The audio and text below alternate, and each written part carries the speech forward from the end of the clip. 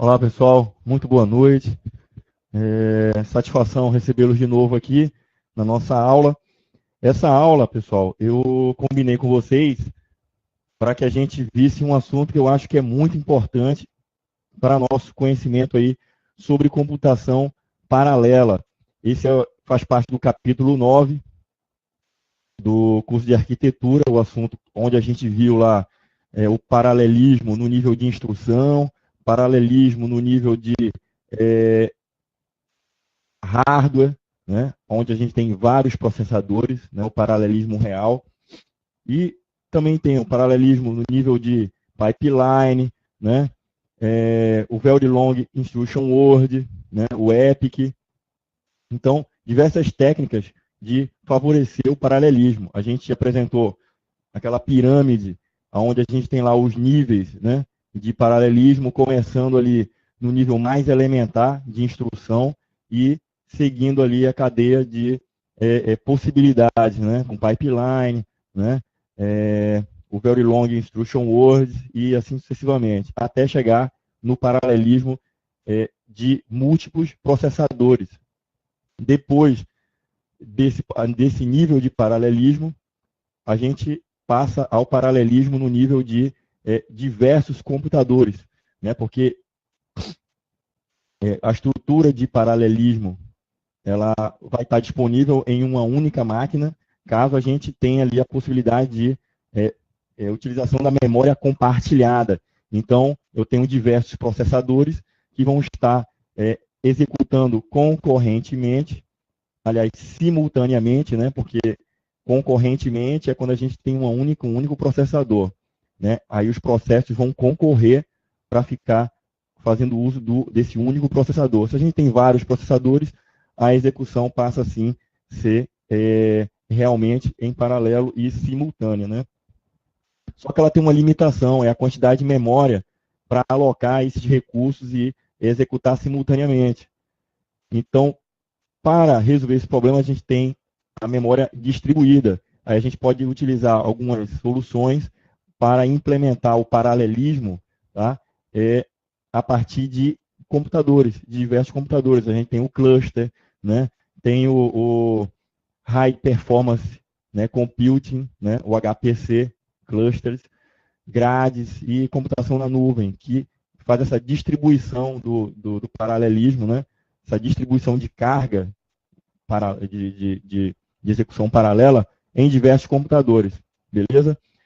Então, vista essa breve revisão aí do assunto, a gente tem aqui, tá, um novo componente para dar uma estudada, que é a GPU.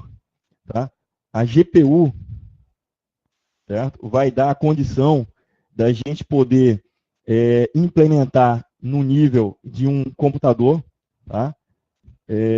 Com memória compartilhada, ou seja, é um hardware que vai poder realizar operações num processador especializado. Então, aquelas atividades de computação gráfica, a gente desonera a CPU de realizar essa atividade e a GPU passa a realizar essa atividade, algumas atividades de cálculo gráfico. Então, a gente vai, ao longo da aula de hoje, visualizar essas diferenças entre a CPU e a GPU. Então, falando sobre um pouco do histórico do surgimento da GPU, a gente sabe que o funcionamento da CPU, ela depende de outros componentes, por exemplo, a memória, os dispositivos de entrada e saída, né, os barramentos. Então, ao realizar uma computação, muito se exige do processador. Então, por exemplo, uma máquina que esteja centenas de usuários acessando aquela única máquina, aquele grande hardware, né, que tem um grande processador, um conjunto de processadores ali naquela máquina, tem memória, né? Se for realizada computações ali naquele hardware que demandem um certo grau de computação gráfica naqueles processadores e outros usuários estejam concorrendo também para essas atividades gráficas, vai existir uma sobrecarga do processador, mesmo que ele tenha múltiplos processadores. Porque eu estou onerando aquele meu sistema, aquele meu conjunto de processadores, ou um único processador, com atividades gráficas. E atividades gráficas demandam uma grande carga, né, de trabalho, uma grande computação. Evidentemente, de realizar uma sequência de atividades. Por exemplo, quando a gente faz o uso lá na unidade lógica aritmética de cálculo, você está calculando bits ali, um conjunto de bits, e fazendo o cálculo, dando retorno. Agora, quando se trata de atividades gráficas, você está trazendo um conjunto de bits, né, que eles representam um elemento gráfico, né, e aquele conjunto de bits ele é milhares de vezes maior do que aquele conjunto que é somente cálculo. Não sei se vocês conseguiram entender isso aí. Então, quando eu estou trabalhando com a CPU que realiza atividades e cálculos binários para uma determinada aplicação, a quantidade, o conjunto de dados que vai ser operado ali é infinitamente menor do que aquele gráfico. Porque eu vou estar trazendo uma imagem, vou estar trazendo alguma coisa em pixels, né, que vai reverter aquilo ali em um conjunto de bits muito grande. E aquilo ali é que vai ser realizado o cálculo em cima daquele conjunto grande. Pensando nessa problemática do computador estar concorrendo, né, as atividades dele de operação de cálculo sequencial juntamente com os cálculos feitos para atividades gráficas, né, foi que a NVIDIA pensou, eu posso colocar um núcleo, uma CPU, dentro da minha placa de vídeo. E aí eu realizo umas instruções que, quando um programa necessitar realizar operações gráficos, eu direciono essas atividades para serem calculadas na minha própria placa de rede, desculpa, na minha própria placa de vídeo, que tem lá uma CPU especializada. Essa CPU é a GPU, né? Que é o Graphic Processor Unit, né? Um processador, uma unidade de processamento gráfico. E aí transfere a responsabilidade de realizar esses cálculos só para a placa de vídeo. E aí o sistema em si, né, que está lá, o processador do computador normal, ele está realizando as suas atividades sem precisar concorrer com essas atividades gráficas. Ele está se preocupando ali com cálculos binários, com sequenciamento, busca de instrução, trazida de instrução e realizando as operações dele sem concorrer com as atividades gráficas, que são muito pesadas, ok? Então, a aula de hoje propõe a gente discutir um pouquinho sobre esse assunto da GPU, beleza? E aqui, ó, eu tenho um exemplo, né? Uma figura que demonstra muito bem a imagem de uma GPU. Deixa eu colocar minha caneta aqui para marcar. Então, eu tenho aqui uma placa de vídeo, né? Essa aqui é uma placa de vídeo, notem aí. E essa placa, se vocês verem aí, ela tem um cooler, tá? Por que precisa de um cooler aí? Por causa do processador que está aqui embaixo, ó. Esse processador está aí embaixo, ele realiza operações e vai esquentar. Ele tem um conjunto de memória especializado, uma memória à parte, ou seja, essa memória também não vai concorrer com a memória principal do computador. Se for ter que realizar operações gráficas, essa memória pode ser uma memória equivalente ali à memória principal que tem no sistema, no barramento de sistema, para não permitir que essas operações demandem ser jogadas lá na memória principal, tá? E serem trazidas, né? Esse vai e volta dos dados vai onerar o canal, né? Aquele barramento que isso aí vai ser realizado. Então, quando a NVIDIA criou a GPU, ela se deparou com esse problema. Ela botou lá um processador, só que esse processador realizava atividades, mas ia lá na memória principal para buscar dados ou para armazenar. E isso aí gerava um delay, né? Porque ele estaria concorrendo com outras atividades pelo barramento, né? Então, que foi que a solução que ela tomou? Botar um conjunto de memórias aqui, e esse conjunto de memórias dá uma certa autonomia para a GPU realizar essas operações. Então, fazendo um desenho aqui, vamos lá no nosso quadro. Então, ó, eu tenho aqui no nosso sistema, certo? Vou desenhar aqui. Olha só. eu tenho aqui a CPU, joia? Eu tenho a CPU. Aí eu tenho aqui a minha memória principal, joia? Eu tenho aqui a minha placa de rede, desculpa, a placa de vídeo, né? Tem a placa de vídeo. Então, no sistema antigo, sem GPU, o que é que acontecia? A CPU requisitava aqui um determinado dado para ser trabalhado. Esse dado era levado lá para a CPU para ser realizado esse trabalho e ele ficava nesse ciclo de troca.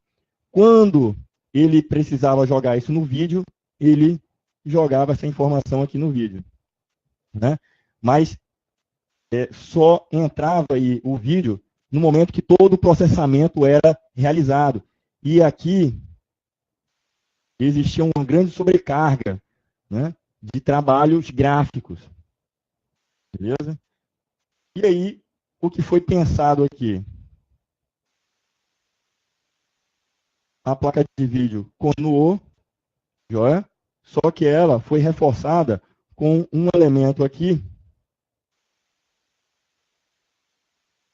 que é a GPU, certo? E o que acontece? O processador, ele continua a realizar as suas atividades aqui, tá? Normalmente, só que para atividades sequenciais, programas rotineiros, que não demandem muito processamento gráfico. Por quê? Porque ele transfere a atividade agora de grande processamento gráfico lá para a minha GPU. Mesmo que esse dado não vá ser mostrado na tela do usuário. A gente vai ver mais à frente, certo? Aqui, na GPU, eu tenho um conjunto de processadores, certo? Um conjunto de processadores que vão auxiliar a CPU a realizar essas atividades com muito mais agilidade. Não é? Então, se forem atividades que precisem ser transferidas para o vídeo, mostrar para o usuário, vai ser.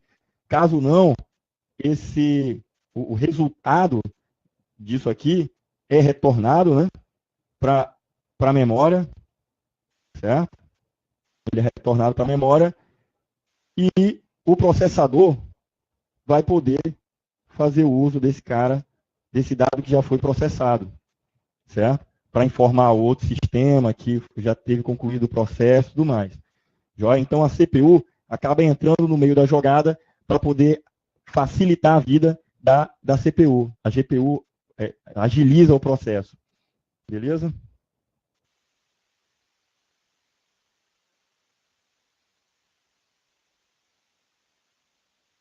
Essa é a principal finalidade da GPU.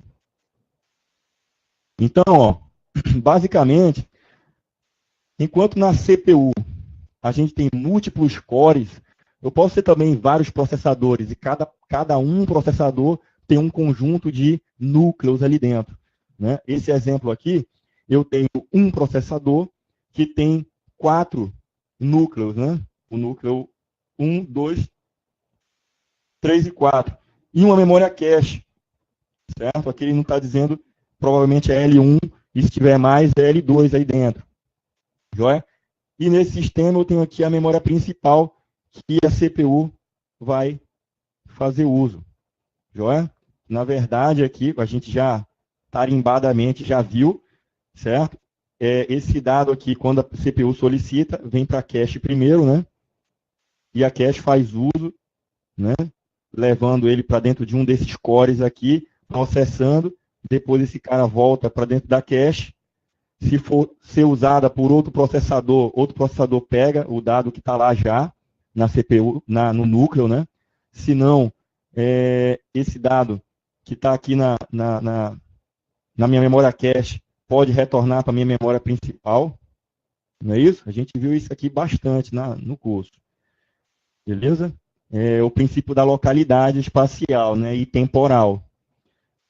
E a GPU, ela auxilia o sistema como um todo da seguinte forma. Eu vou ter lá um processador, certo? que dentro eu posso ter centenas de cores, centenas de núcleos. Então, cada thread do meu sistema, ela pode ser direcionada para cada um desses núcleos aqui, ó, para ser processado. Então, a quantidade, por exemplo, aqui, se eu tiver 100 núcleos, eu posso ter 100 threads trabalhando simultaneamente nesse sistema aqui, né? E a própria GPU, ela tem um conjunto de memórias próprio para não onerar aqui esse cara, né? A memória principal. Ele vai sim jogar esse dado lá na memória quando finalizar o processamento dele, joia? Quando finalizar o processamento dele. Beleza? Então, essa é a grande diferença aí entre uma CPU e a GPU. Então, vamos detalhar um pouquinho sobre os aspectos, né, de uma GPU. Pessoal, se alguém tiver alguma dúvida, aí pode ir perguntando aí, tá bom? E a gente vai falando aí. Então, ó, o que é uma GPU? Graphics Processor Unit, tá? Unidade gráfica, um processador, unidade de processamento gráfico. Ele é um coprocessador. Então, caso caia numa prova falando assim, ó, a GPU é um coprocessador gráfico, né? De atividades gráficas, você, opa, tá beleza, tá certo, né? Então, a CPU transfere a responsabilidade do trabalho gráfico, economizando os ciclos dela. Ou seja, aqueles ciclos que ela estaria preocupada em estar realizando operações gráficas, ela não está perdendo tempo com isso mais, ela está perdendo tempo com o que realmente é atividade dela, né? Não que isso não fosse atividade dela, na verdade passa por ela. Então, quando eu tenho um processo que ele é gráfico, quem starta ele, quem realiza a primeira operação vai ser a CPU, né? Lembrando para vocês que a GPU, né, a placa de vídeo, ela é um periférico, está lá longe. Sendo assim, quem realmente pega o processo, quem realiza a primeira atividade, vai ser a CPU.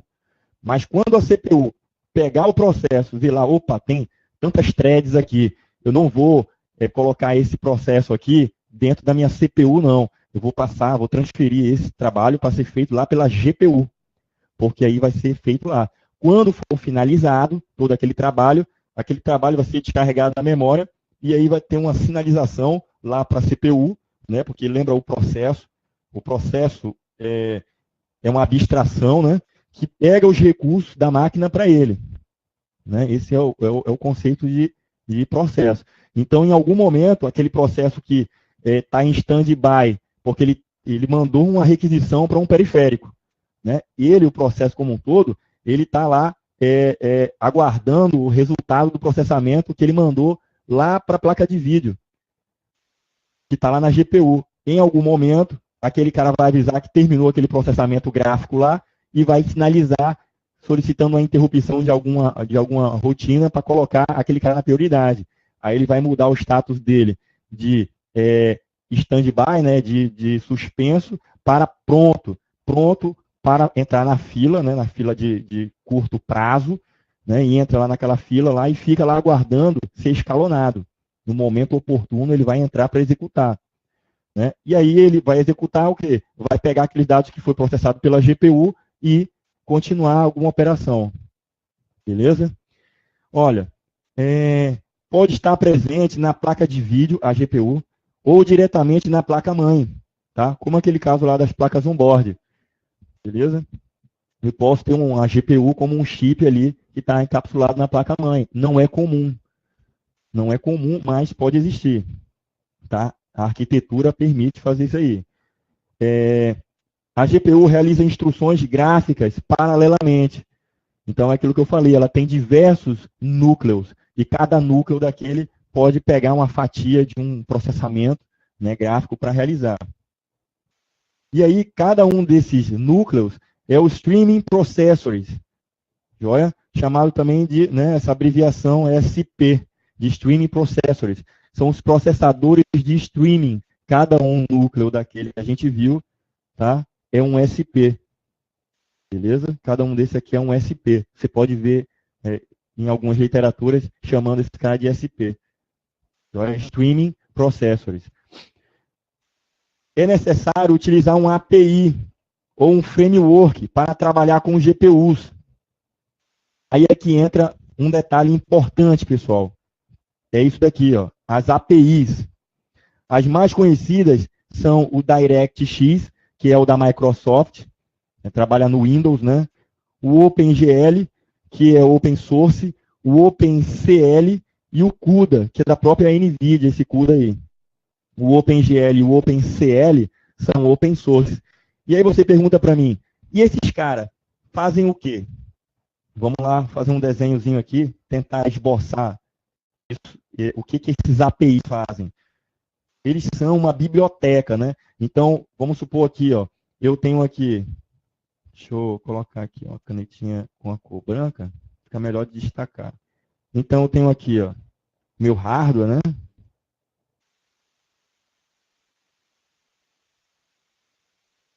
Beleza? E nesse hardware aqui, eu tenho a minha camada aqui, que é a minha GPU. GPU. Beleza? Na verdade, ainda não é a GPU. Deixa eu colocar aqui, ó.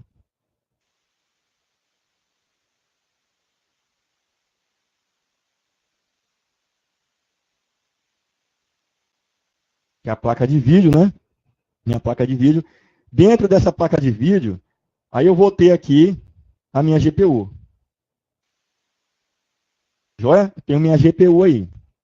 Beleza. E aí eu vou ter o meu sistema operacional. Tá? Vou ter aqui em cima. Deixa eu colocar aqui.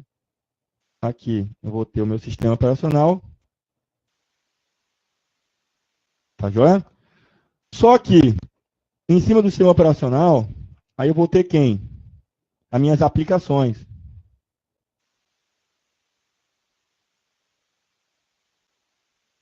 Beleza? Tenho as minhas aplicações.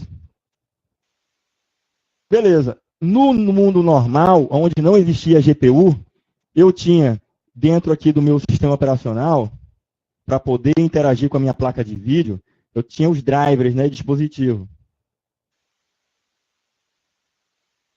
Na verdade, eu continuo tendo a necessidade desses drivers para poder conversar com aquele tipo de placa de vídeo, né? Pode ser da marca NVIDIA, pode ser da marca XYZ, Xing Ling, o que for. Né? Eu preciso do drive de dispositivo que o sistema operacional ele vai necessitar para poder reconhecer. Beleza? Só que entra um conjunto de bibliotecas que tem funções para dizer para o sistema operacional para ele não usar a CPU para esse processamento, e sim a nossa GPU. Lembrando aqui que o hardware ele vai ser composto aqui, né? O hardware, quem que é o hardware? É memória, né? Eu tenho a CPU e os dispositivos de entrada e saída. Beleza? Esse é o meu hardware. Esse é o meu hardware. Tá? Então, o que vai acontecer aqui? No mundo normal, o meu sistema operacional vai apontar minhas rotinas gráficas para a placa de vídeo, aliás, para o processador. O processador é quem vai realizar aquelas atividades gráficas. Né? Só que eu tenho que ter, entre a aplicação e o meu sistema operacional, aqui dentro, tá? Uma biblioteca de API, né? Que vai fornecer uma interface para que as minhas aplicações utilizem funções. Tá? O que é uma API? É um framework, né? Uma biblioteca de comandos ali, de funções, que eles reconhecem algumas atividades. Então, essas atividades são, use a GPU, né? O processo é gráfico? Então, use a GPU. Seria mais ou menos isso. Então, como eu tenho uma GPU disponível, eu tenho que, de alguma forma, utilizar funções, as não comuns do sistema operacional, e funções que vão permitir apontar para a GPU, para ele utilizar lá naquela SP, né, que é o Streaming Processors. Se eu tenho lá 100 núcleos dentro da GPU, ele tem que ser capaz de direcionar e dividir essa carga entre SPs, né, entre os streaming processors, e mandar aquele processamento para lá. E depois que finalizar, voltar aquela informação e sinalizar a CPU de alguma forma. Então, essas APIs aqui, elas são importantes para isso. As aplicações, elas vão fazer uso desse cara aqui, ó, esses APIs, que são aqueles que a gente está vendo lá e a gente vai detalhar um pouquinho mais sobre eles. Beleza?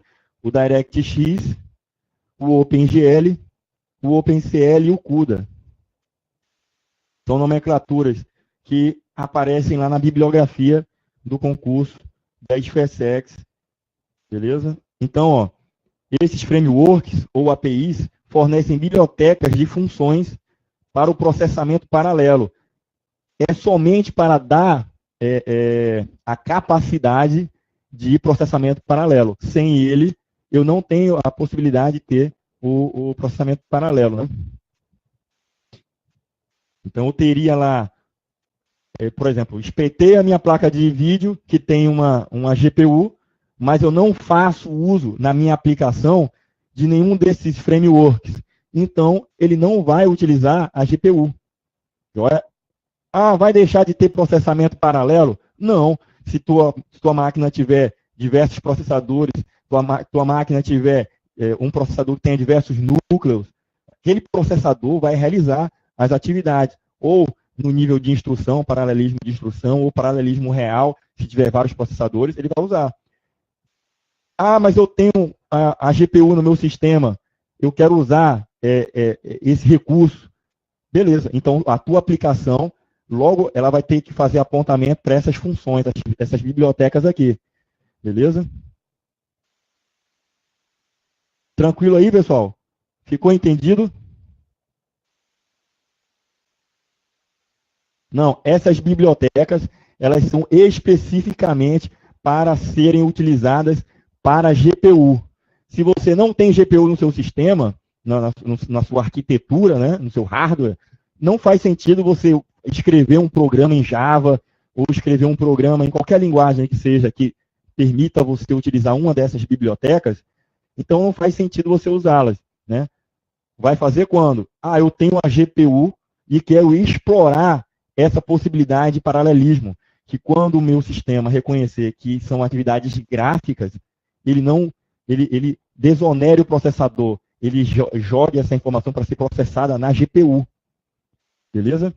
Se não existissem essas bibliotecas, o que aconteceria? O programador teria que realizar a programação para apontar diretamente para aquele hardware. Então, pessoal, o que a gente já aprendeu um pouquinho sobre abstração, né? Deixa eu voltar para aquele desenho ali. Nossa, vou voltar lá. Então, o que a gente aprendeu sobre abstração? Eu estou numa camada aqui superior da aplicação, né? As aplicações. Então, quem está embaixo está fornecendo um serviço para mim. As aplicações, elas não precisam saber como que aquela API, né, que está aqui embaixo, como ela implementa através do OpenGL, o OpenCL, o DirectX. Não precisa saber como é que aquilo é feito. Eu só quero usar uma funçãozinha lá que ela vai fazer com que eu use a GPU. De outra forma, eu não conseguiria fazer isso, a não ser que eu escrevesse todo aquele meu código e apontasse para fazer o uso daquele hardware que eu quero. Mas se eu tenho um framework, eu tenho uma API, eu tenho uma biblioteca, por que eu vou escrever de novo um código para fazer uso de um recurso que eu já tenho? Então, eu não vou reinventar a roda. Então, se já está escrito, já tem uma biblioteca que faz uso desses componentes, eu vou fazer o uso dessa biblioteca. A biblioteca vai me fornecer uma interface, uma função lá, e a variável que eu jogar lá aqui, bater naquela função, vai cair dentro do código, e aquele código lá, eu não preciso saber o que é que faz. Eu só sei que vai fazer. Ficou tranquilo aí, Débora?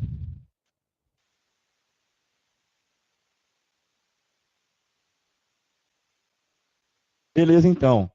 Então, ó, esses frameworks, que são APIs, né, são bibliotecas de comandos, de funções.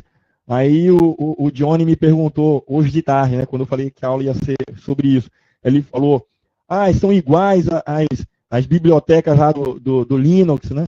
O que é uma biblioteca? É um conjunto de funções que vai estar lá dentro de forma encapsulada, né? Um pacote. Ele perguntou lá, é um pacote? Sim, é um pacote, certo? Que dentro tem diversas funções.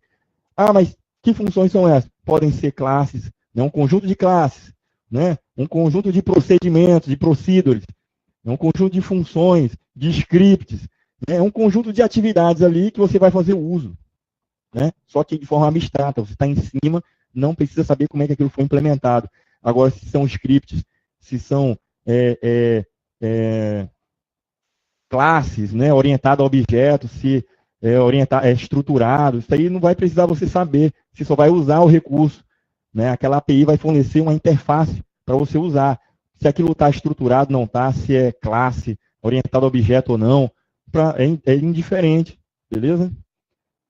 A não ser que por motivos de performance você descubra que aquela API ali não usa classe, é estruturado e é demorado. Aí eu vou escrever uma biblioteca própria, eu mesmo vou escrever, não vou usar nenhuma dessas aí, vou escrever uma própria e vou fazer o uso daquele componente.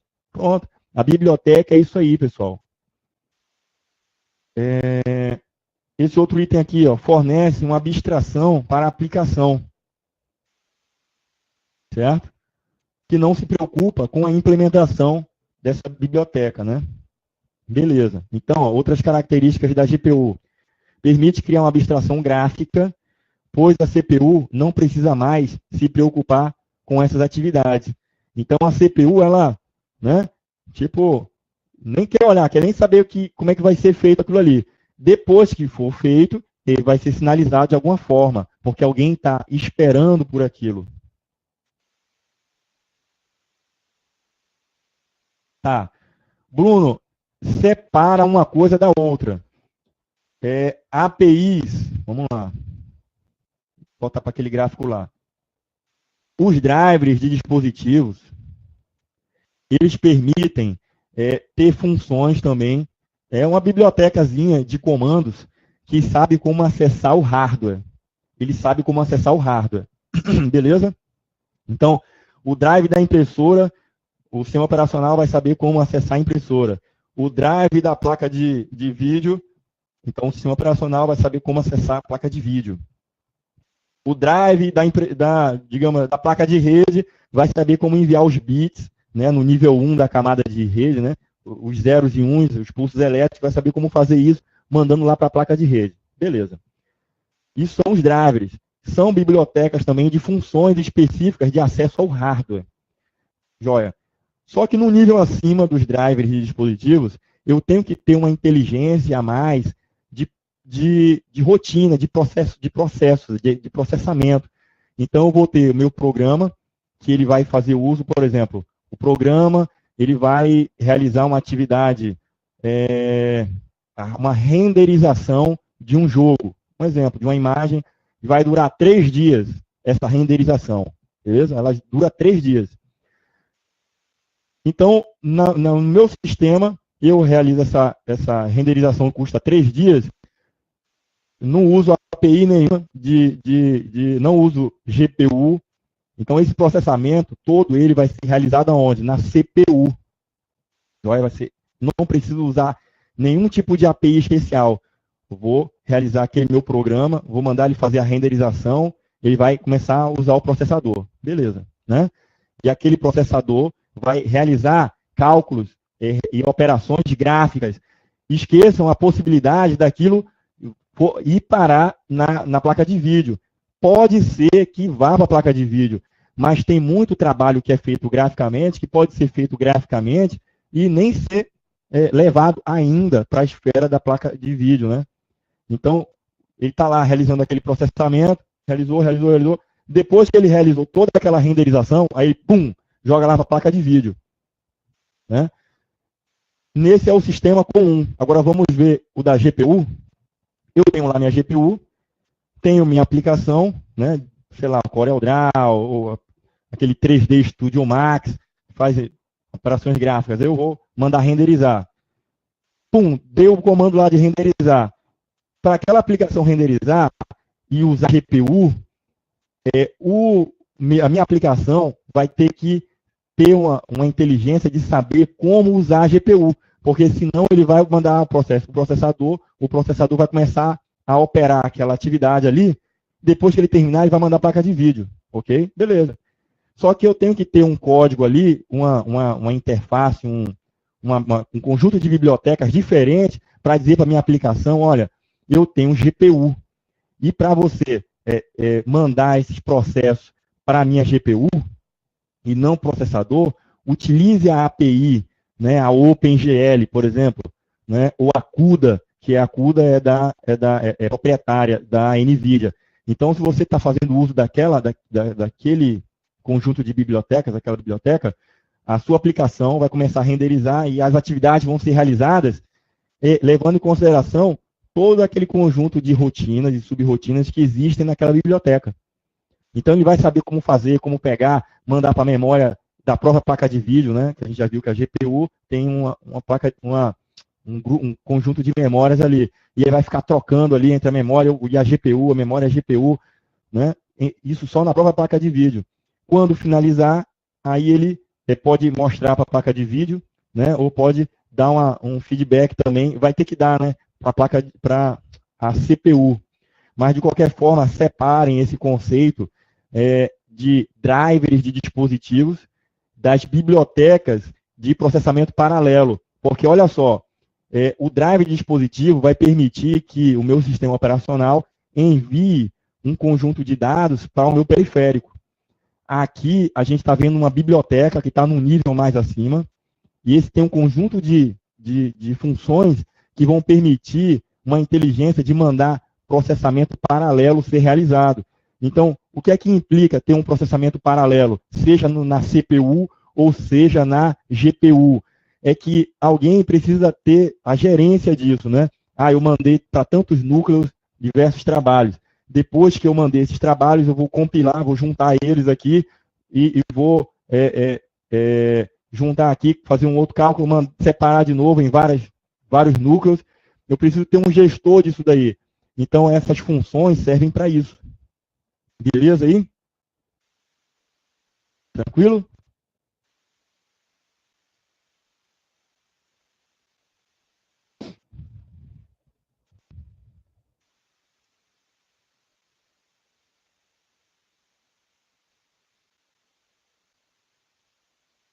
Aí vamos lá. Ó.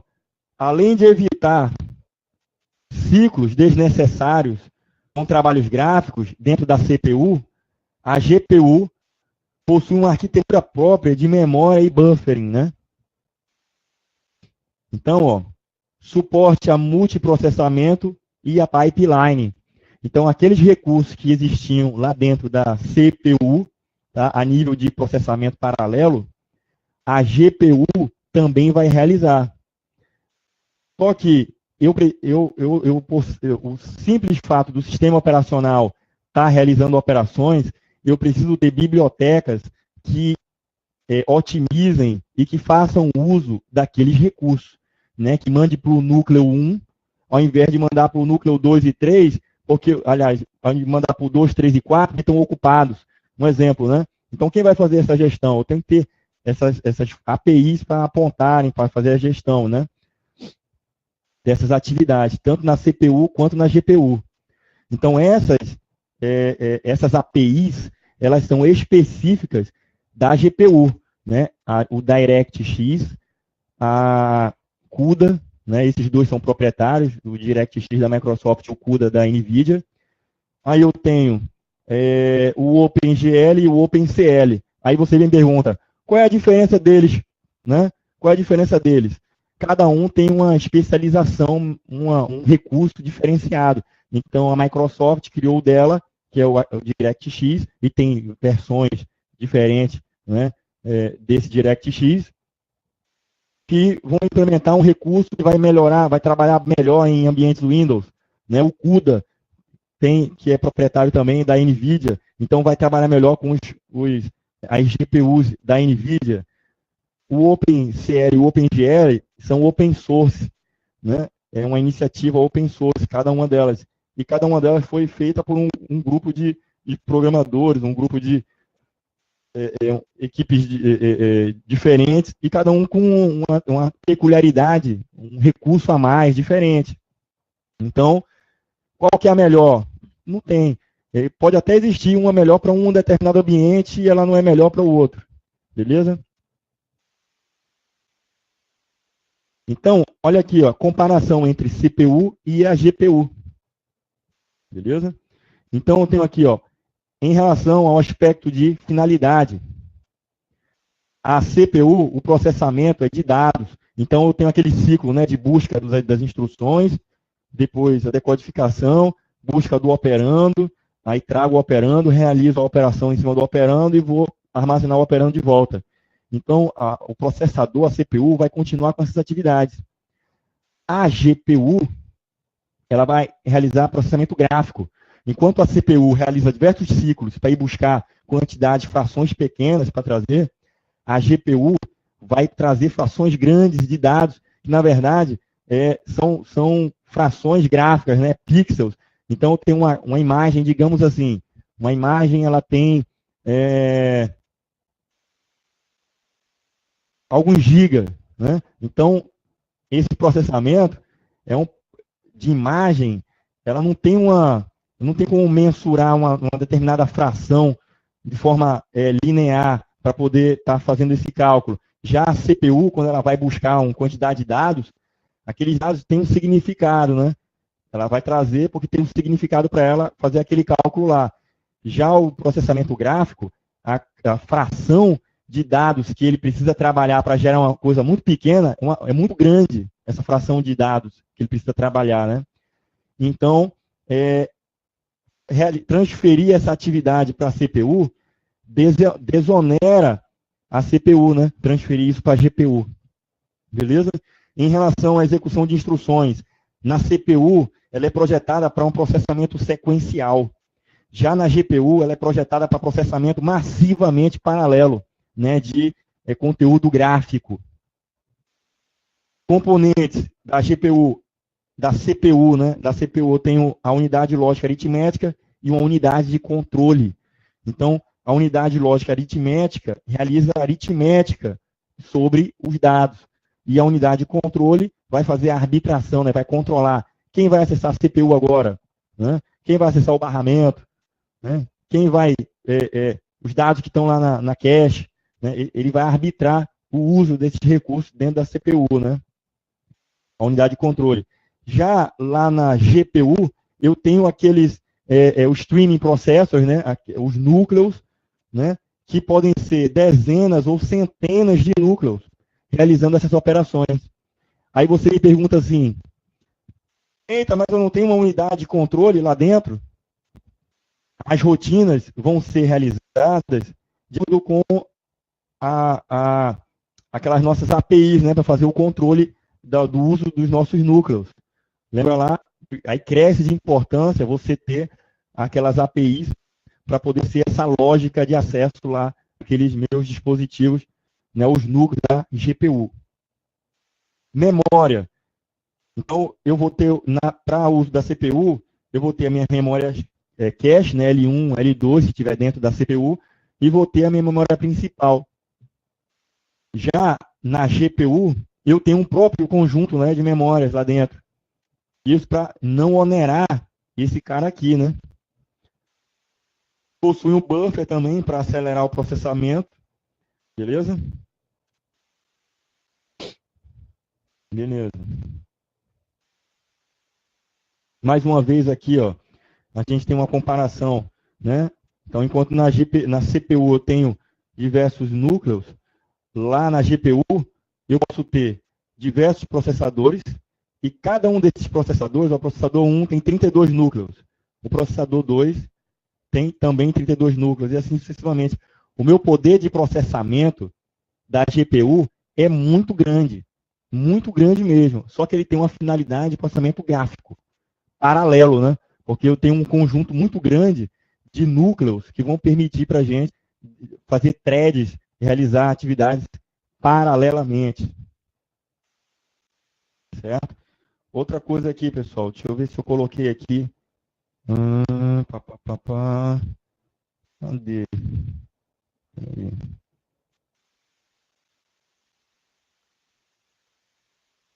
Beleza. Então, ó, uma informação importante. Eu devo ter colocado em algum material, só não lembro onde. Eu tenho aqui, ó, na GPU, eu tenho diversas APIs, certo? Que vão fornecer essa funcionalidade de permitir processamento paralelo sobre GPU. Aí eu tenho lá o DirectX, daqueles que eu já mostrei para vocês, né? O OpenCL, o OpenGL, né? O DirectX e o CUDA. Beleza. Quando eu quero realizar processamento paralelo, utilizando a CPU, mas ignorando o GPU, então eu preciso também ter uma API para fazer essa atividade, essa inteligência de processamento paralelo. Esse cara se chama isso aqui, ó, OpenMP.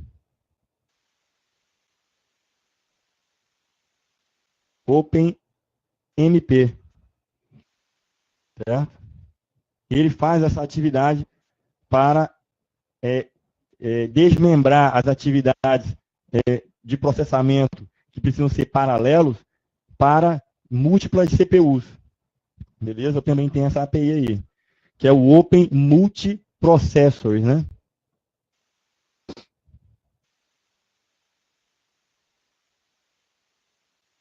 E aí, ó, em relação ao desempenho da CPU e GPU, só um exemplo clássico, básico aqui para a gente. Na CPU, a velocidade para acessar o barramento de sistema, que está aqui, ó.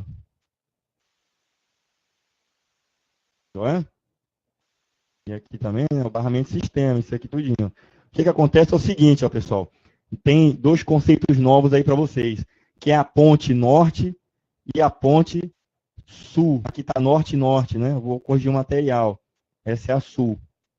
Beleza? Ponte norte e ponte sul. O que é isso? Eu tenho um chip, tá? Eu tenho um chip dentro da minha a placa-mãe, que esse cara, ele faz um controle do barramento de sistema, que permite fazer o controle da minha memória principal, da CPU, certo? Deixa eu ver o que mais. A GPU é conectada nela, porque está mais próxima da CPU. Então, eu tenho mais próximo da GPU essa ponte norte aqui. Beleza? E aí tenho também, mais distante da CPU, eu tenho a ponte sul, que na ponte sul, aí eu vou ter lá os meus periféricos, né? Então, está mais distante essa ponte sul. Beleza? Então, o que acontece aqui? Ó? A velocidade entre a CPU, através aqui do barramento, né, de sistema, para mim acessar a memória, eu vou ter, em média, aqui, 64 GB de velocidade, né, por segundo. Aliás, 6 GB.4 por segundo de dados entre a CPU e a minha memória principal. Beleza? Eu vou ter essa velocidade aí. Ao passo que, entre a minha CPU, tá? Entre atividades aqui, ó, que eu precise acessar, por exemplo, periférico, esse barramento aqui, ó, vai ser, ele tem essa limitação aí de velocidade. Ao passo que, olha só, se eu estiver realizando o processamento entre a CPU e a minha memória principal, eu tenho essa velocidade aqui para trabalhar, né? Agora, em relação à GPU, olha a velocidade aqui de diferença. Eu tenho até 34 GB de memória que eu posso, 35 GB por segundo de velocidade entre a GPU e minha memória da GPU. Tá? Então, eu vou ficar fazendo essa troca aqui, ó, dados que estão sendo processados dentro desse processador aqui, que já está na própria placa de vídeo, e esse cara aqui vai estar muito mais rápido aquele processamento, né? Ao passo, quando eu terminar esse cara, ele pode seguir lá para a minha memória, e a velocidade aqui do barramento, pelo menos até chegar na ponte norte, é 8 GB por segundo, até 8 GB. Então, Nesse ambiente aqui, ó, eu tenho um processamento que é uma quantidade muito grande de informação sendo realizada muito rapidamente. Depois que ela é passada adiante, ela já vai ter sido concluída, né? Já vai ter sido concluída e aí vai chegar bonitinha lá para a CPU fazer proveito daquilo ali ou da memória principal, né? Tá. Esse quadro aqui, ó, é o que eu não lembrava que estava com ele aqui para vocês. Esse material estava disponível já lá, só que eu não tinha tido a oportunidade de explicar eles para vocês. Então, nesse quadro aqui, ó, que eu tenho os frameworks, né, ou APIs, são bibliotecas. Então, eu tenho o OpenCL, que é o Open Computing Language, é uma biblioteca, né, de plataformas heterogêneas. Então, ele vai me permitir fazer o uso tanto em Microsoft quanto Linux quanto Mac. Ele é open source. Tá? Open source. Eu tenho o OpenGL, que é o Open Graphic Library. É uma biblioteca de código aberto também. Vai disponibilizar funções, certo? Que ela vai trabalhar, ó, em ambientes Microsoft, Linux, Mac e dentre outros. Joia também é open source. Aí você pergunta para mim, mas para que o esforço de ter dois ambientes, dois tipos de biblioteca? Aí foram os desenvolvedores que realizavam, que criaram esse tipo de biblioteca, porque um começou a não atender e aí eles criaram outro. É a mesma coisa se você perguntar para mim por que tem diversas distribuições do Linux. Né? Por que não é um Linux só? Né? Porque o cara criou lá um Linux e aquele Linux é bom, beleza. Aí o outro chegou, o código é aberto, né? Qualquer um pode mudar. Aí o outro chegou e olhou, pô, tem aqui bacana, eu quero mexer e vou melhorar esse código aqui. Aí ele melhorou, mexeu, e aí ele criou a distribuição que ele quis dar, o nome que quisesse, né? Não, esse meu Linux aqui é o Linux XPTO. Então ele foi lá e mudou o nome, botando, né, de acordo também com os termos de licença, né, do GNU. Joia? Então, aí eu tenho essas duas open source, cada uma tem funções similares, tá? Mas também tem algumas modificações específicas ali que atendem a alguma necessidade especial, beleza? Eu tenho a CUDA. A CUDA é o componente que vai estar trabalhando de forma paralela, né? Vai ser a GPU, e aí é o Computer Unified Device Architecture. É uma biblioteca proprietária da NVIDIA, que a NVIDIA foi a quem deu um startup nesse conceito de GPUs. Eu tenho o DirectX, que é proprietária também. Ele fornece uma biblioteca de comandos para que você forneça paralelismo das suas aplicações para a GPU. Ela é da Microsoft e tem diversas variações de DirectX, proprietária. Eu tenho o OpenMP. Esse cara aqui, ele vai trabalhar fornecendo paralelismo para processamento realizado em CPU. Ele diferencia desses demais aqui, tá? Porque ele é para CPU. Joia? É o Open Multiprocessing. Então, a biblioteca de criação de processos em paralelos, tá? Em memória compartilhada. Joia? Então, se cair, por exemplo, numa prova dizendo assim, você vai utilizar o OpenMP para criar paralelismo em computação distribuída. Negativo. Computação distribuída, não. Aí você vai ter sistemas em cluster, né, aplicações para cluster, para as aplicações distribuídas. Mas para um computador, para multiprocessadores, aí você vai ter uma interface fornecida por essa biblioteca aqui, que é o OpenMP. Ele também é open source. Joia? Então, meus amigos, era isso que eu queria passar para vocês. Joia? Esses conceitos. Alguém tem alguma dúvida sobre esses conceitos aí de GPU, né? As bibliotecas, né? Frameworks, a gente falou sobre APIs, que são a mesma coisa que frameworks e bibliotecas, né? São um conjunto de funções. A gente falou sobre as principais bibliotecas que fornecem a capacidade de multiprocessamento para GPUs, beleza? Então, se liguem nesses comandos, nesses termos, né? GPU, OpenCL, OpenGL, CUDA, DirectX, né? O conceito de API, de framework, tá joia? E saber diferenciar que o processamento da GPU ele é exclusivamente gráfico e tem a finalidade de desonerar o nosso processador. Lembra lá da aula de arquitetura que a gente fala lá que a gente pode ter a possibilidade de ter acesso direto à memória, o DMA?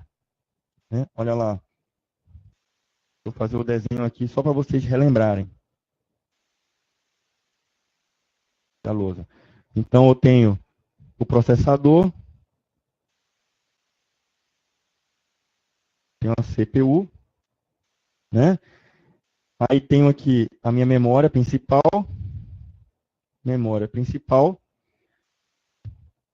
e eu tenho um chip aqui chamado DMA, né? E vou ter aqui os periféricos. Vou botar aqui periféricos. Dispositivos de entrada e saída. Beleza? Então, como é que acontecia, o que acontece no ambiente sem o DMA? A CPU, ela vai requisitar alguma coisa aqui na memória, né? A memória vai entregar para a CPU, que vai realizar alguma operação, joia?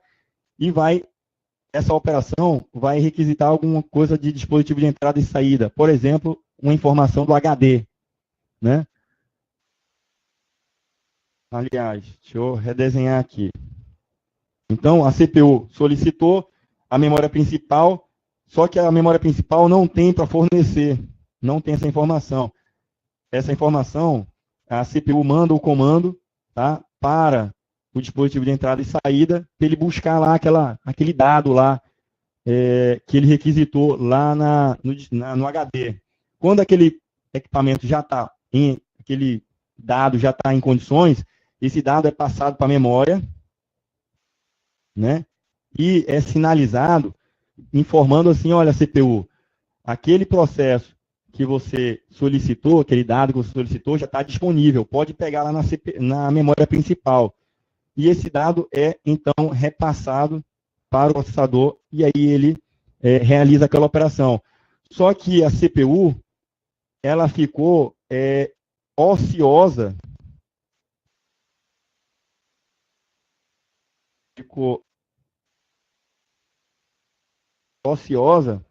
esperando o dispositivo de entrada e saída realizar aquela operação lá. Beleza? Ao passo que eu posso usar o conceito de DMA, joia? E aí, esse cara aqui, na verdade, ele transfere essa função de dispositivo de acesso ao dispositivo de entrada e saída para o DMA. E aí o DMA é quem é responsável por ir lá no dispositivo de entrada e saída, né? Por que é Direct Memory Access, acesso direto à memória? Porque todas as operações de dispositivo de entrada e saída vão ser requisitados através do DMA. E o DMA vai fazer o controle, né, daqueles acessos lá. Quando esse dado já tiver sido disponível na memória principal, né, for colocado à disposição, toda essa gestão aqui, né, de ciclos de busca do dado lá no dispositivo de entrada e saída, né, e feedbacks, né, consultas sobre o estado daquela requisição, são feitas somente por esse cara. Eu não estou mais onerando a CPU. A CPU requisitou uma única vez para o DMA. Aí o DMA, quando já tiver todo o dado que a CPU precisa, que a CPU requisitou, aí sim ele vai avisar lá a CPU, dizendo, olha, aquele teu dado lá que você requisitou já está disponível lá na memória principal. Você já pode ir lá buscar. Ao passo que as outras rotinas não ficaram concorrendo com as atividades que aconteciam na CPU e a CPU se onerando de ficar indo lá no dispositivo de entrada e saída, realizando essas operações, aguardando, o retorno dos dados lá do dispositivo de entrada e saída. Então, o DMA foi um recurso que permitiu à CPU aumentar o tempo de ciclo dela com atividades importantes e atividades ociosas, ele não tem mais, né? Ele sempre vai estar realizando outras atividades, não fica aguardando lá o dispositivo de entrada e saída dar o retorno daquela informação. Ele pode colocar aquela rotina que ele mandou fazer alguma coisa lá no dispositivo de entrada e saída em stand-by e chamar outras funções, outros processos para continuar executando outras atividades, né? Então, o DMA, ele auxilia o processador nisso daí. Se a gente for levar em consideração a GPU, ela também é um elemento que vai desonerar o processador, dando para o processador mais ciclos de atividades importantes, desonerando ele de tempo ocioso, aguardando um processamento, mesmo que ele faça preempção, né? Coloque aquele cara em stand-by, né?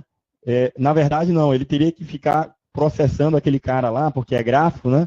Se ele não tem GPU, ele vai ter que ficar processando aquele cara lá, graficamente. Olha só como que fica mais grave ainda a situação, né? Eu não tenho como dar preempção, porque eu tenho que ficar continuando realizando aquela operação gráfica, se eu não tenho GPU nenhuma. Eu vou ficar lá realizando o processador. Uma atividade que o processador poderia transferir, se tivesse a GPU, né? Transfere para a GPU, e o tempo que ele estava usando para realizar processamento gráfico, ele está fazendo outras coisas mais importantes. Beleza? Outra coisa importante aqui para a gente é que em ambientes com virtualização, tá? Cresce de importância a nossa GPU, porque eu vou ter aqui, ó, olha só, eu vou ter o hardware, né? Beleza? Eu tenho um hardware aqui, aí vou ter aqui, nessa camada, o hypervisor, né? Lembra lá do hypervisor? Esse aqui é do tipo 1. Hypervisor tipo 1, que ele está diretamente no hardware. Beleza? E aqui em cima, eu vou ter o hypervisor, pode ser o VMware, pode ser o VirtualBox, tem um monte aí. Então, aqui em cima eu vou ter vários sistemas operacionais. Vou chamar de SO1. Vou ter outro sistema operacional SO2. Outro sistema operacional SO3. Outro sistema operacional SO4. Beleza? Então, o que é que acontece? Se eu tenho aqui, aliás, nesse sistema eu não tenho GPU, se os usuários que tiverem aqui nesse sistema operacional, digamos que esse cara aqui tem uma aplicação que faz renderização gráfica.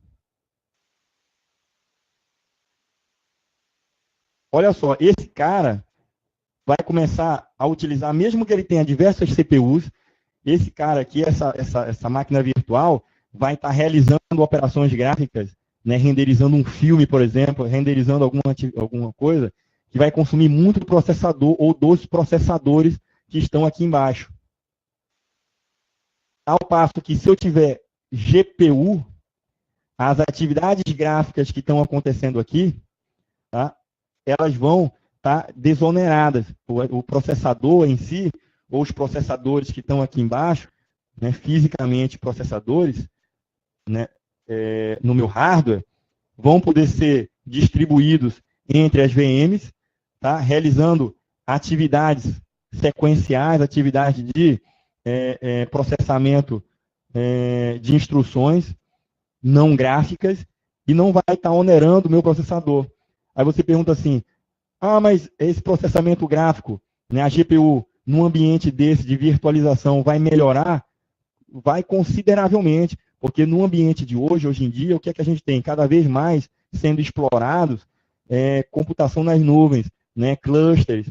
Então, à medida que você tem mais usuários, se eu tiver aqui, por exemplo, um servidor web, nessa máquina aqui, né, tiver aqui um servidor de aplicativo, sei lá, qualquer, né? Eu tenho aqui 1000 usuários acessando esse servidor. Nesse web aqui eu posso ter 2000 usuários simultâneos acessando esse servidor.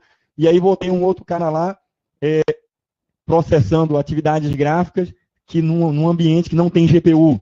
Olha só, né? Eu tenho uma concorrência muito grande aí e vai desfavorecer o meu sistema. Ao passo que se eu tiver GPU para realizar a computação gráfica, aí eu desonero um pouco o meu sistema, né?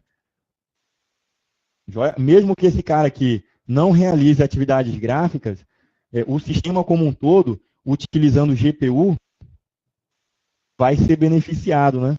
Nesse ambiente aqui de virtualização. Tranquilo?